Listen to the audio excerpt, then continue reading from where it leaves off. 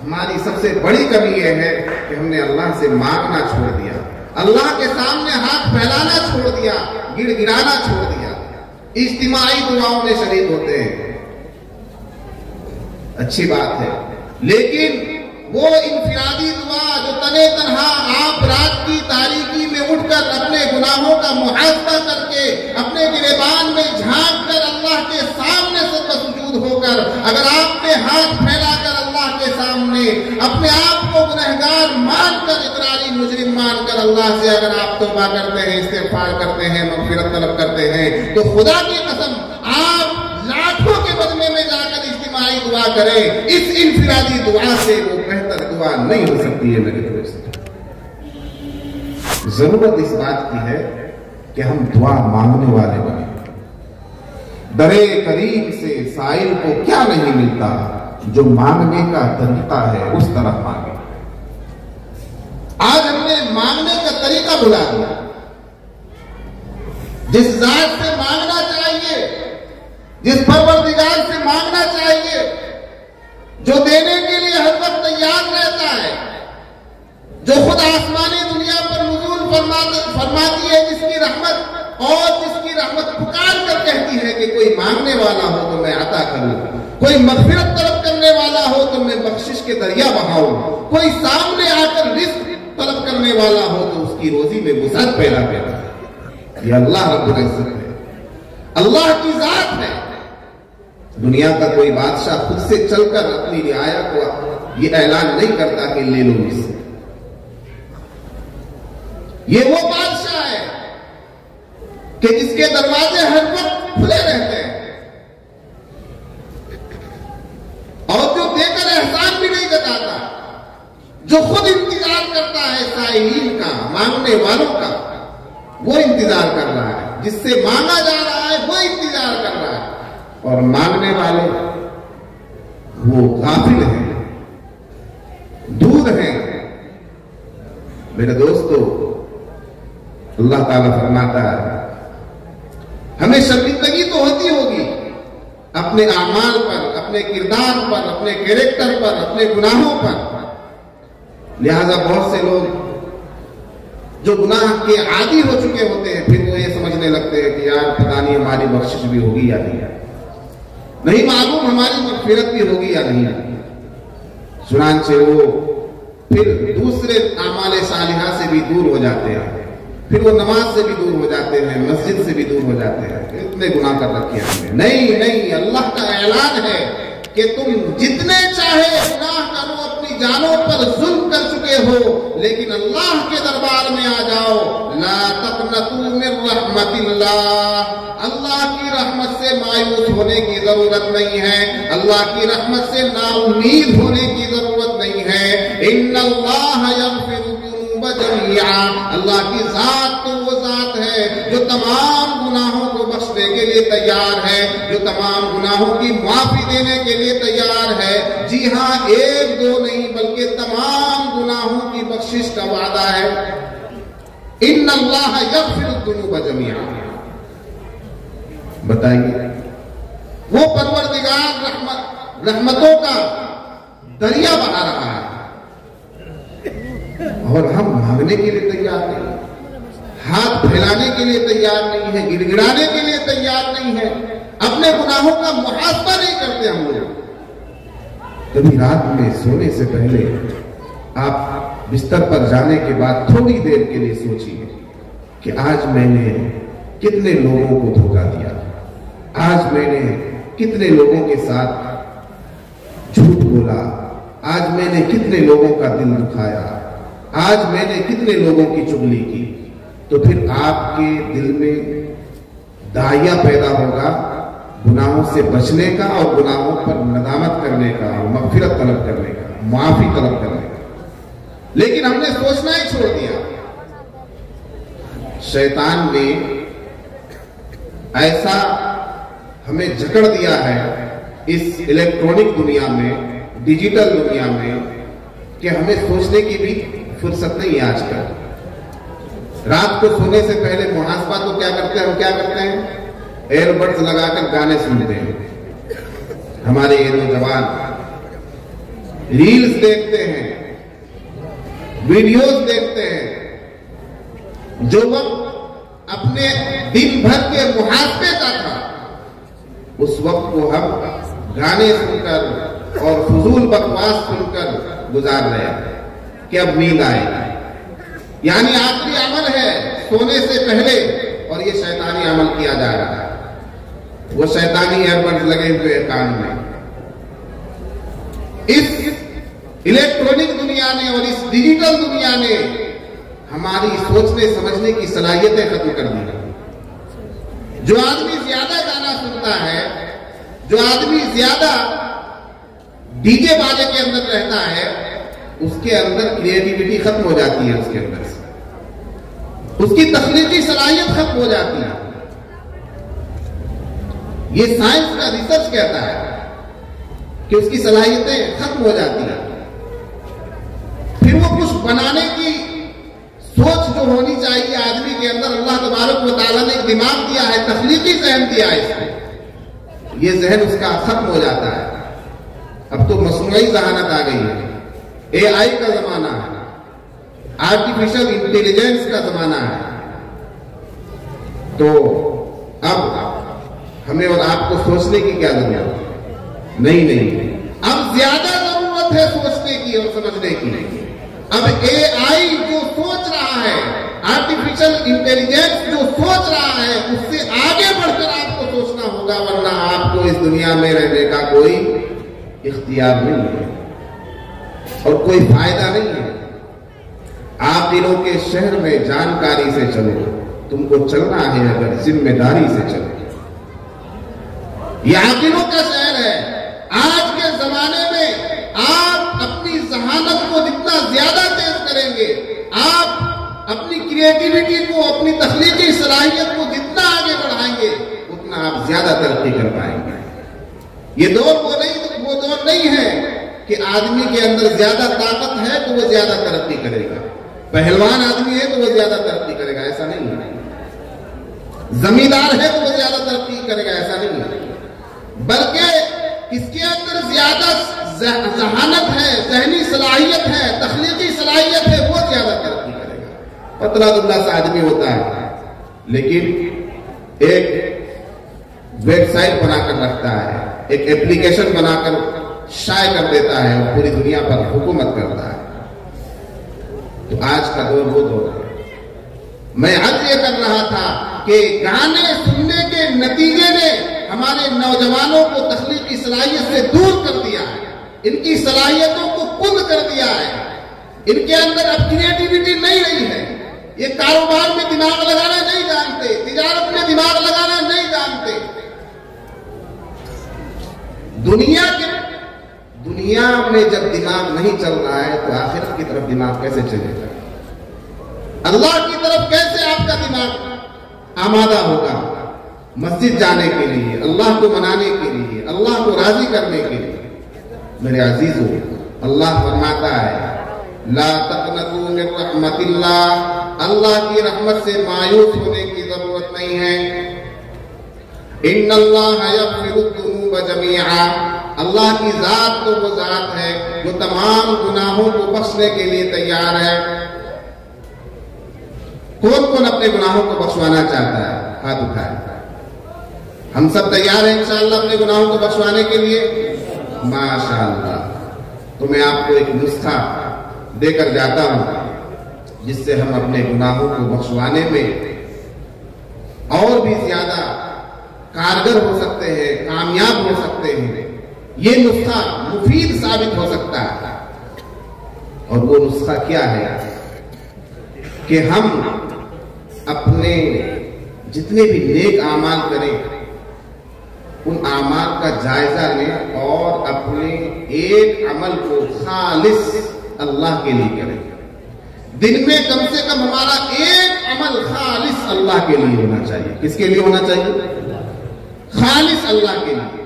यानी उस अमल में इखलास कूट कूट कर भरा हुआ होना चाहिए। इखलास का एक दाना भी और इखलास की एक रत्ती भी उस अमल से दूर न होने पाए। मुकम्मल इखलास वाला अमल, एक अमल कीजिए मुकम्मल इखलास के साथ कीजिए।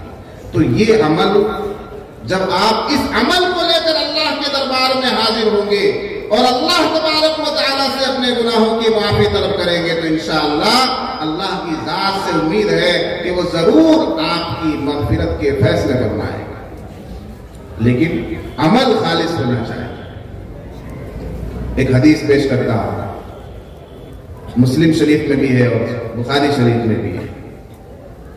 हजरत अब्दुल्लाह बिन उमर रजी अल्लाह अन्हु की रिवायत है। कहते हैं कि 3 लोग थे और वो जंगल में कहीं से आ रहे थे। अचानक आंधी आई, तेज हवा आई, बारिश का समा बंधा और वो उससे बचने के लिए एक गार में जाकर उन्होंने पनाह ली। 3 लोग थे, तीनों जाकर एक गार में घुस गए, बारिश से बचने के लिए, आंधी से बचने के लिए। थोड़ी देर में उस गार के मुंह पर एक चट्टान आई और उस गार का मुंह बंद हो गया। वो चट्टान इतनी मजबूत, इतनी ताकतवर, इतनी भारी कि वो हटाए ना हटे। तीनों लोग हटाए तो ना हटे। अब वो परेशान हो गए कि कैसे निकला जाएगा। सांस तो आ रही थी लेकिन इससे निकलना भी तो है। अंदर न खाना है, न उजाला है, न पानी है, बाहर निकलना जरूरी है। तो तीनों लोगों ने मशवरा किया कि क्या किया जाए। तो अब यहां पर अमल की बात आती है। तीनों ने अपने अमाल का मुहासबा किया, अपने अमल का जायजा लिया और कहा कि देखो, कोई ना कोई अमल तुम्हारे पास इखलास वाला होना चाहिए। अपने उस इखलास वाले अमल का वास्ता देकर अल्लाह से दुआ करो, इंशाअल्लाह अल्लाह ताला हमें इस मुसीबत से निजात अता फरमाएगा। कहा कि ठीक है। पहले ने दुआ की कि ऐ अल्लाह, मेरे बूढ़े मां बाप हैं और मेरे छोटे छोटे बच्चे भी हैं। मैं दिन भर बकरियां चलाता हूं, शाम को बकरियों को ले जाकर घर में रखता हूं और फिर उन बकरियों का दूध दूहकर पहले अपने वालिदैन को दूध पिलाता हूं, पहले अपने माँ बाप का पेट भरता हूं, तब जाकर अपने बच्चों की तरफ देखता हूं और अपने बच्चों को दूध पिलाता हूं। एक दिन ऐसा हुआ कि मैं बकरियां चराने के लिए, जानवरों को चराने के लिए दूर जंगल में निकल गया और आने में ताखीर हो गई। आकर देखा तो मेरे वालिदैन सो चुके थे, आराम की नींद में चले गए थे, नींद की आगोश में चले गए थे। मैंने उन्हें उठाना भी मुनासिब नहीं समझा और उनसे पहले अपने बच्चों को भी दूध पिलाना मुनासिब नहीं समझा। मैं दूध का प्याला लेकर, दूध का जग लेकर अपने वालिदैन के सिरहाने पर खड़ा हो गया और इंतजार करता रहा कि मेरे वालिदैन कब जागेंगे, तब मैं उनको जाकर दूध पिलाऊंगा। मेरे बच्चे लोट-पोट होकर सो गए और मैं अपने वालिदैन के सिरहाने पर खड़ा रहा कि मेरे वालिदैन नींद से बेदार होंगे तो मैं उन्हें दूध पेश करूंगा, क्योंकि नींद से जगाना भी ये बेअदबी है। तो मैंने नींद से जगाना भी मुनासिब नहीं समझा। जब उनकी आंख खुली तो मैंने उनको दूध पेश किया। ऐ बारी ताला, ये खालिस ये अमल मैंने तेरी रजा के लिए किया था। अगर तुझे मेरा ये अमल पसंद आया हो तो हमें इस मुसीबत से नजात अता फरमा। उस गार का मुंह थोड़ा सा खुल गया, चट्टान थोड़ी सी सरक गई। दूसरे ने दुआ की कि ऐ बारी ताला, ऐ परवरदिगार, मेरी एक चचाजाद थी, मेरी एक चचा की लड़की थी जिस पर मैं फरेफ्ता था, जिसका मैं आशिक था और मैं उससे वही कुछ चाहता था जो एक मर्द एक औरत से चाहता है। मैंने अपनी ख्वाहिश का एक दिन उससे इजहार किया तो वो कहने लगी कि मुझे 100 दीनार चाहिए। मैं 100 दीनार जुटाने में लग गया और बहुत ही तगोदू के बाद, कोशिश करने के बाद, जिद्दोजहद के बाद मैंने 100 दीनार का इंतजाम किया और वो 100 दीनार ले जाकर मैंने उसके सामने पेश कर दिए। चुनांचे वो मेरे साथ मुंह काला करने के लिए तैयार तो हो गई, लेकिन चूंकि अफीफा थी, पाकबाज थी, कभी गुनाह उसने किया नहीं था।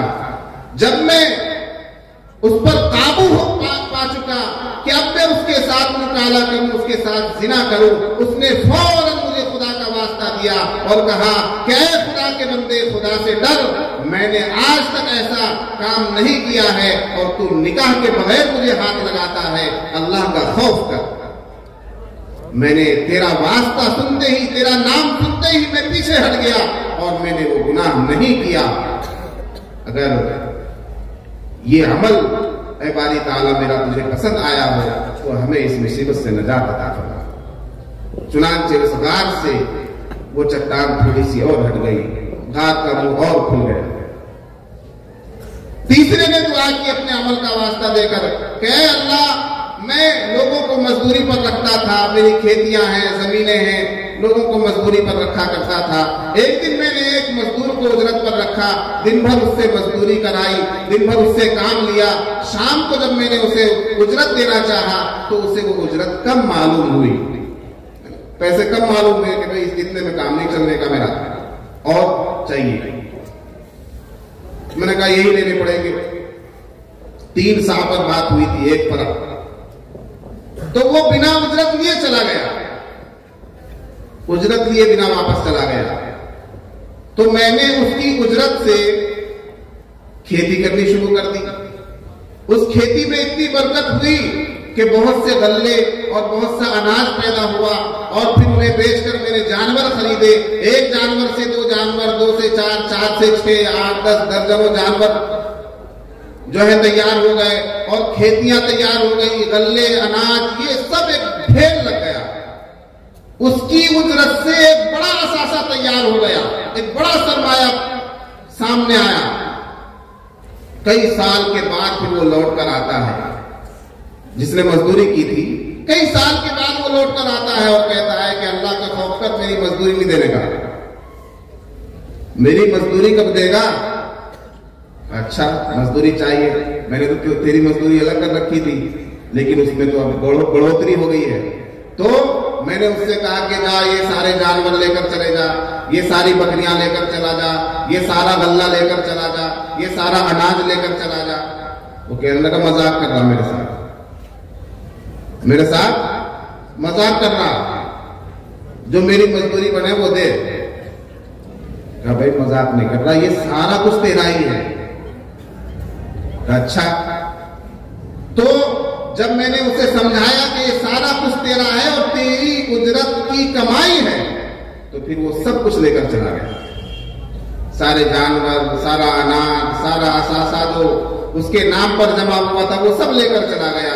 ऐ बारी ताला, ऐ अल्लाह, ये अमल मैंने सिर्फ तेरी रजा के लिए किया था और मैंने उसकी उजरत को अपनी जात पर खर्च नहीं किया, बल्कि अलग से उसकी पैदावार की और फिर उसे ही लौटा दिया, ज्यादा मुनाफा बनाकर, ज्यादा नफा कमाकर उसी के हवाले कर दिया। ऐ बारी ताला, अगर मेरा यह अमल तुझे पसंद आया हो तो हमें इस मुसीबत से नजात अता फरमा। चुनांचे उस गार का मुंह पूरा खुल गया, वो चट्टान हट गई, गार का मुंह खुल गया और वो तीनों के तीनों बाहर आ गए, तीनों को नजात मिल गई। तो मेरे दोस्तों, अमल में अगर इखलास हो तो दुनिया की भी बड़ी से बड़ी मुसीबत टल जाती है और दुनिया में भी ये अमल अल्लाह तबारक व तआला बहुत सी मुश्किलात को खोलने का इस अमल को जरिया बना देता है। तो क्या ख्याल है आपका कि अगर आपके अमल में इखलास होगा और आप आखिरत का मुतालबा करेंगे, अल्लाह से जन्नत का मुतालबा करेंगे और आखिरत के मसाइल को हल कराने का मुतालबा करेंगे और अल्लाह के सामने हाथ फैलाकर कहेंगे क्या बारी ताला आखिरत के मसाइल को हल कर दे, ऐ बारी ताला कब्र के मसाइल को हल कर दे, ऐ बारी ताला मेरा ये एक अमल है छोटा सा, मैं अपने बच्चे को हाफिज़े कुरान बना रहा हूँ, मैं मदरसे में चंदा दे रहा हूँ, मैं मदरसे में ईंट लगा रहा हूँ, मैं मदरसे की दीवार बनवा रहा हूँ, मैं मदरसे में लाइट लगवा रहा हूँ, मैं मदरसे में कुमकुमे लगवा रहा हूँ, मैं मदरसे में वजू के लोटे दे रहा हूँ। छोटा सा भी छोटा अमल अगर आपका इखलास से भरपूर होगा और आप अल्लाह के सामने हाथ फैलाकर गिड़गिड़ाएंगे, अल्लाह के सामने वो अमल पेश करेंगे कि अल्लाह मेरा ये छोटा सा अमल है लेकिन मैं तेरे लिए इस अमल को कर रहा हूँ, मेरा मकसूद दिखावा नहीं है, मेरा मकसूद रिया नहीं है, मेरा मकसूद शोहरत नहीं है, मेरा मकसूद नामवरी नहीं है, मैं तो तेरी रजा के लिए ये अमल कर रहा हूँ। उस अमल के वास्ते से अगर आप कोई भी दुआ करेंगे तो इंशाअल्लाह उस दुआ में तासीर पैदा होगी, वो दुआ अल्लाह के अर्श से टकराएगी और अल्लाह तबारक व तआला उस दुआ के नतीजे में आपकी जिंदगी के अंदर वो इनकलाब पैदा करेगा कि आप तसव्वुर नहीं कर सकते हैं। मेरे इनकलाब पैदा है। यही वो दुआएं हैं जिनसे तकदीरें बदला करती हैं। समझ में आ रही बात? समझ में आ रही है? करेंगे इंशाअल्लाह दुआ। कैसी दुआ करेंगे? इखलास वाले अमाल के साथ दुआ करेंगे इंशाअल्लाह। 2 रकात नमाज पढ़िए मुकम्मल इखलास के साथ, अच्छी तरह वजू कीजिए और अच्छी तरह नमाज पढ़िए। एक तो है फॉर्मेलिटी की नमाज जो हम लोग पढ़ते हैं, ढका पेल, ये नमाज नहीं चलने की। कभी आप सोच के नमाज पढ़ो, सोच के कि यार मैं इतनी जल्दी रुकू कर रहा, इतनी जल्दी क़याम हो गया, इतनी जल्दी सूरह फातिहा पढ़ ली मैंने। कभी सोचिए आप कि किस तरह से नमाज पढ़ रहे हैं आप। नमाज में इखलास पैदा कीजिए, क़याम अच्छी तरह से कीजिए, क़िरात अच्छी तरह से कीजिए, रुकू अच्छी तरह से कीजिए, रुकू की तस्बीहात अच्छी तरह से पढ़िए, सज्दे की तस्बीहात अच्छी तरह से पढ़िए और ठहर ठहर कर जिस तरह नमाज पढ़नी चाहिए उस तरह नमाज पढ़िए। 2 रकात नमाज अगर आपने खुशू खुदू के साथ पढ़ी और उसके बाद हाथ फैलाकर अल्लाह से दुआ करेंगे तो इंशाअल्लाह इस दुआ की तासीर अलग करेंगे इंशाअल्लाह। तो कोई भी अमल हो हमारा, हाँ वो अल्लाह की राह में कुछ देना, कोई चंदा, कोई ताउन, कोई इमदाद, कोई सदका, कोई खैरात, कोई ज़कात या बदनी इबादत हो, नमाज हो, रोजा हो, जो भी अमल आप कर रहे हैं इखलास के साथ उस अमल को कीजिए और फिर उस अमल का वास्ता देकर अल्लाह से दुआ कीजिए। इंशाअल्लाह उस दुआ में तासीर पैदा करेंगे इंशाअल्लाह। अल्लाह ताला हमें अपने अमल के अंदर इखलास पैदा करने की तौफीक अता फरमाए। हमें तमाम अमाल इखलास के साथ करने की तौफीक अता फरमाए। नमाज खुशू खुशू के साथ पढ़ने की तौफीक अता फरमाए। दुआओं में इखलास पैदा फरमाए। कह दो आमीन। अल्लाह तबारक व तआला के रसूल से ज्यादा अमल की तौफीक रहमत फरमाए। बहुत ज्यादा वक्त नहीं है कि ज्यादा गुफ्तगू की जाए। उलमाए किराम है, हयात बाकी तो मुलाकात बाकी। अल्हम्दुलिल्लाह रब्बिल आलमीन। तस्कीन दिल महज़ून हुई, ये सही करम फरमा भी गए। तस्कीन दिल महज़ून हुई, ये सही करम फरमा भी गए। इस सही करम को क्या कहिए, बहला भी गए, तड़पा भी गए। बहुत अच्छे अंदाज में हजरत मौलाना आफ्ताब अजहर सिद्दीकी दामत बरकातुहुल आलिया जनरल सेक्रेटरी मजलिस अहरार इस्लाम